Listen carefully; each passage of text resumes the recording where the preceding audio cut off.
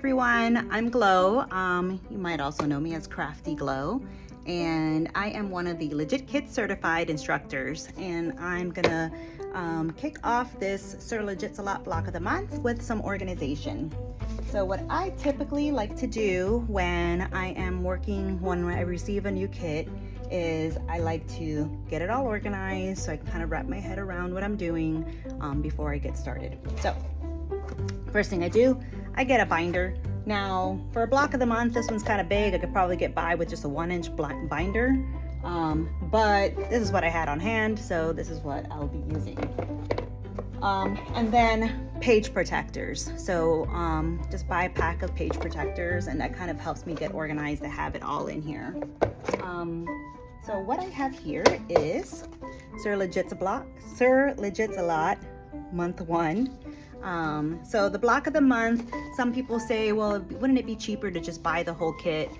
I mean, it is, to be all honest, but at the same time, I think it does help with anxiety of, you know, wow, that is a giant kit that I just got in the mail, and that's a lot. There's a lot to unpack there, as my daughter would say.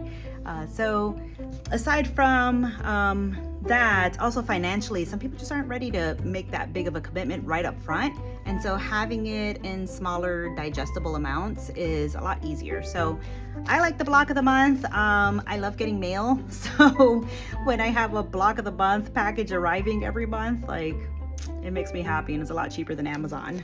So this is Legit's a Lot block month 1, Sir Legit's a Lot month 1 block of the month. And so when I have my kit, what I will usually do is I will find, now in your block of the month for month 1, you'll actually get the full printout of what the whole kit is going to look like. So this is eventually what the whole kit will look like.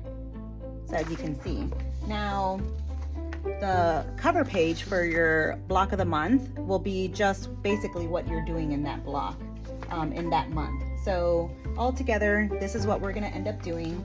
It breaks it down into 4 blocks. It starts off very easy so that, you know, you can see what you're doing and kind of warm up to things. So here is block month 1's block.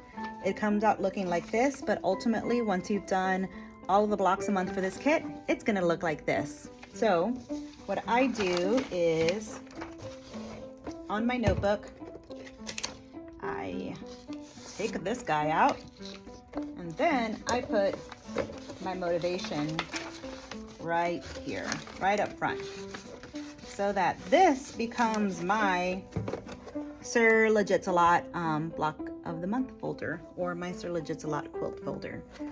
So if you are really into organizing everything, you can make your labels or get a Sharpie or print this out too. So when you have it on your shelf,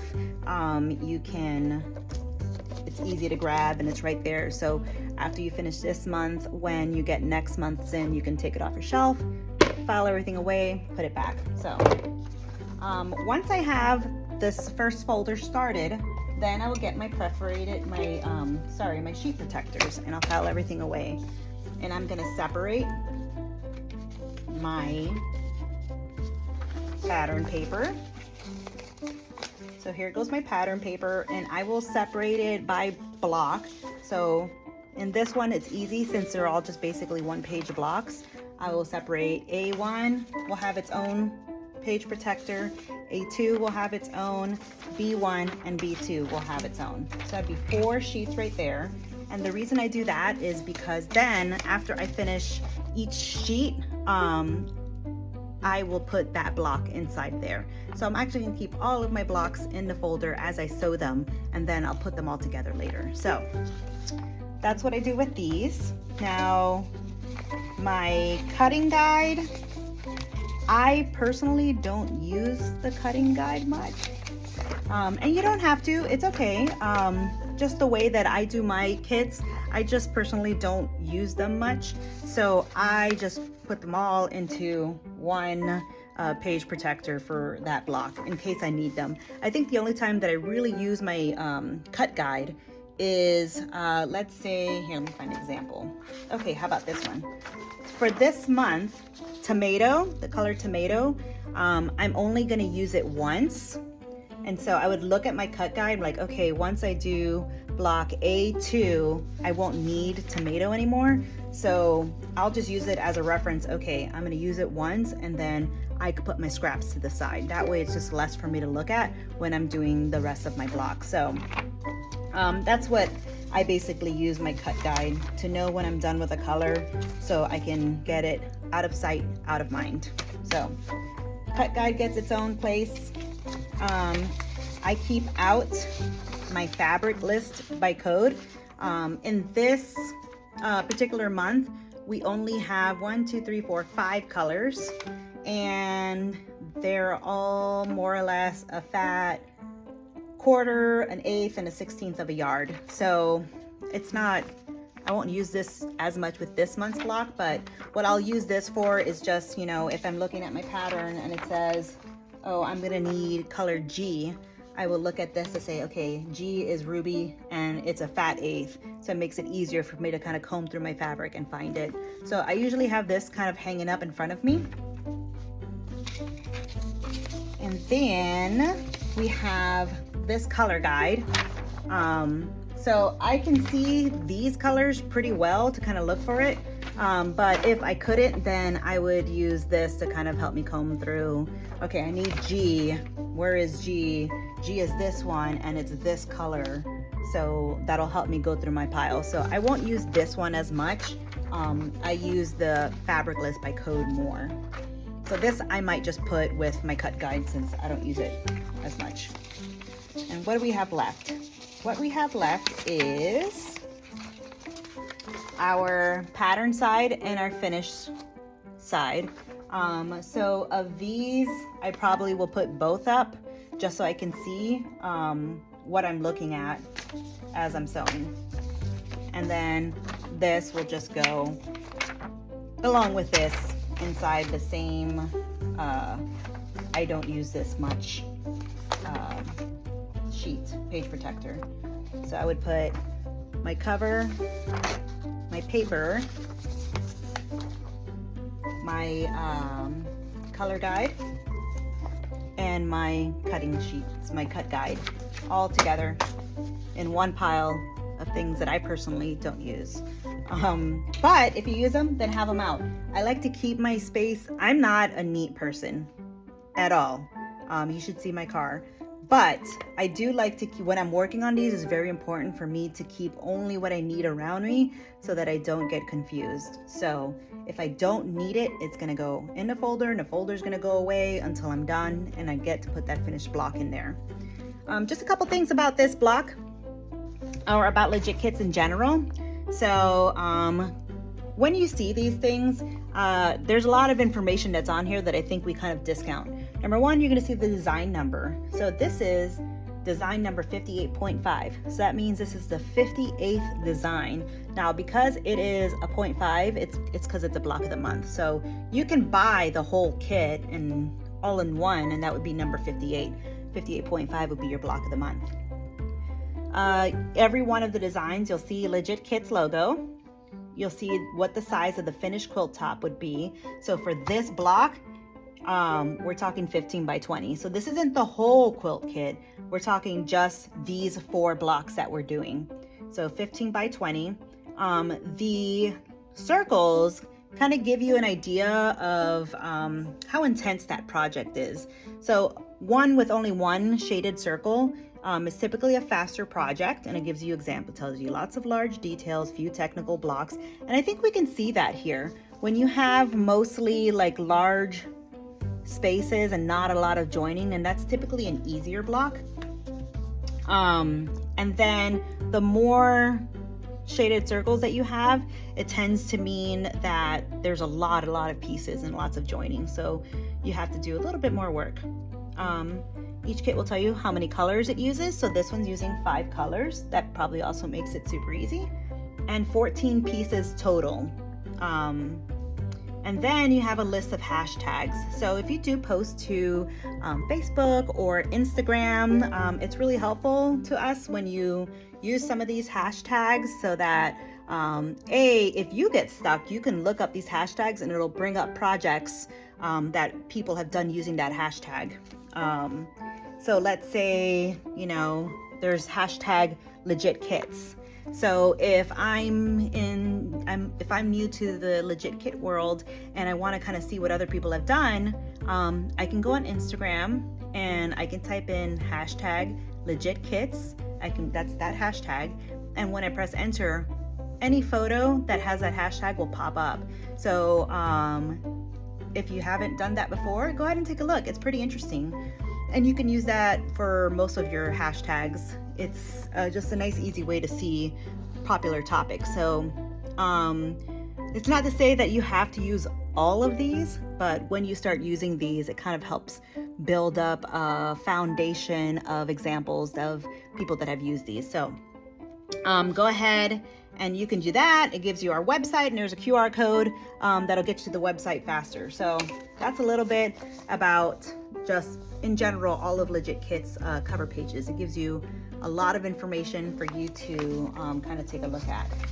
So in general, we talked about organization, getting ready to sew. When I am sewing, some of the things that I have here are this out of the way. Let me show you my setup when I sew. So I work with a group of lovely ladies. They are a locally owned business here in Pensacola called Classy Creations, and they have things that I just love to use. This is their Burnett machine, not their Burnett machine, but I use this Burnett machine while I'm sewing at their studio. I have my double-sided cutting mat, which is really nice because depending on what color fabric I'm using, one side might be easier on my eyes than the other. Plus it has really defined lines that are very easy for me to read. Now the cutting mat, I can also use, sorry, I make a lot of noises when I talk. I'm like a cartoon. Okay, so this is their turntable. I like it because when I'm cutting, I can really, get my rotary cutter out. I can take my piece, I can cut it, and then if my sewing machine is in my way, I can cut it and then turn and then cut without having to actually lift up my piece. So it's a rectangle turning mat, which you don't really see often. They're usually circular, but I honestly don't do a lot of circular sewing, so those don't really help me out much. So I love the rectangle because I can get my block, but then also have a little extra wiggle room to like put my rotary cutter down or put my ruler and my tools down. So what I love about this is that when I'm going to classes, I can just take this turntable with me. And then while everybody is fighting for a cutting space and a pressing space, I'm here living my best life. I have my sewing machine, I have my cutting mat, and then I have my pressing space. So this table also comes with your pressing mat here too. And so it's got this moisture barrier between the actual table and your mat. And I have my mini iron, which is perfect for your, doing those quick little pieces. So you sew a seam, you press, you get your acorn pen. If you use the acorns, you can get your acorn pen, put that down, press, put your iron back. You can come back, you can cut, trim, sew, come back over here after you're done sewing, cut, put this back, press. You can turn while you press if it helps you. Then when you're done pressing, you come back over here and you just kind of do this nice little circle. So it's a really fun layout for me. I don't have a lot of space to use, and so at my house, here I have plenty of space, but now I've just gotten used to sewing in small spaces that it seems silly for me to spread all out all over the place. And it's a lot more energy efficient for me to just sit here the whole time. So those are just some of my favorite tools. I love their rulers too. Their rulers are 1/4 inch thick, and so that's really nice. They also have very well defined grid lines and numbers, which makes it super easy to see. They will move around your fabric, but the moment you put one fingerprint of pressure on it, it doesn't move. You see how the whole table moves, but not the ruler. So that's really nice, especially when you're trying to trim and then making sure that your ruler is not going to move. Instead, you just put one finger and you trim. There's no need for weird suction cups or glue that might get on your stuff or all types of, I mean, you just need a ruler. So they're nice and thick and I really love these.